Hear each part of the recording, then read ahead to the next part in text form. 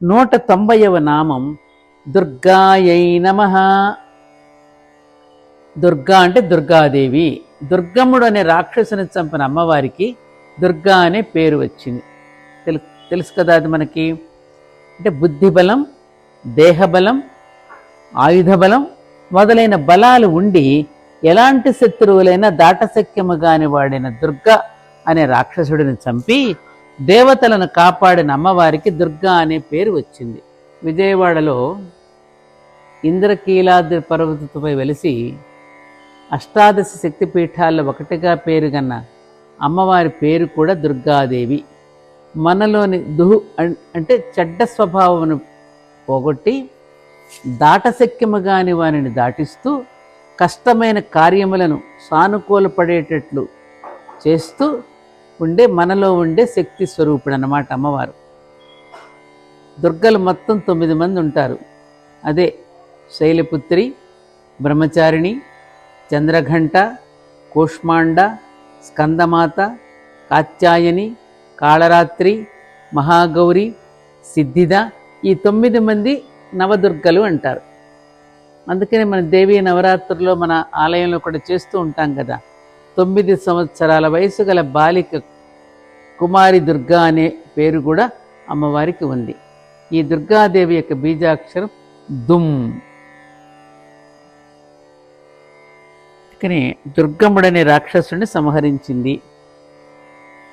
దుర్గా అనే రాక్షసుని బారి నుండి దేవతలను రక్షించింది. 9 సంవత్సరాల బాలికగా కుమారి దుర్గా అని పిలువబడినది.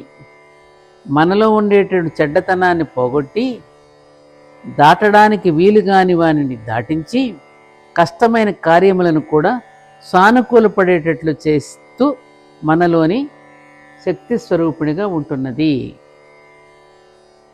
191వ నామం దుఃఖహంత్రై నమః. దుఃఖములను తొలగించున్నది. శరీరానికి దెబ్బ తగిలితే వచ్చేది ఏడుపు. శరీరానికి దెబ్బ తగిలితే ఏడుపు వస్తుంది. దీని సంస్కృతంలో రోదనం అంటారు. మనసుకు దెబ్బ తగిలితే వచ్చేది దుఃఖం. మనం చేసుకునే పనులను బట్టి మనకు దుఃఖం వస్తుంది. కర్మ అనే ఇనుమును గుండులాగా చేసుకుంటే సంసారం అనే సముద్రంలో మునుగుతాం. కర్మ అనే ఇనుమును ఒక గుండులాగా చేసుకుంటే సంసారం అనే సముద్రంలో మునుగుతాం.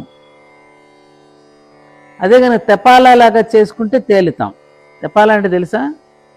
మనం పాలు కాసుకుంటాం, ఒక కొండ షేప్లో ఉంటుంది చూడు, లైట్ వెయిట్తో తెపాల అంటాం. అలా తెపాలలాగా చేసుకుంటే తేలుతాం.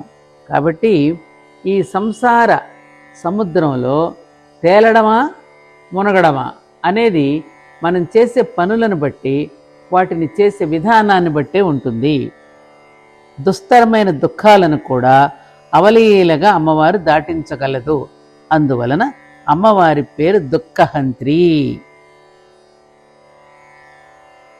చూడు నాన్న, దీపం వెలిగిస్తే చీకటి దానంతట అదే పోతుంది, అవునా? అలాగే అమ్మవారి యొక్క సాన్నిధ్యంలో అజ్ఞాన దుఃఖాలు రెండూ దూరం అవుతాయి. కలిగించుకోవలసిన మంచి వాటిని మనం కలిగించుకుంటే తొలగింపబడాల్సిన చెడ్డవి మనలో నుంచి తొలగింపబడిపోతాయి.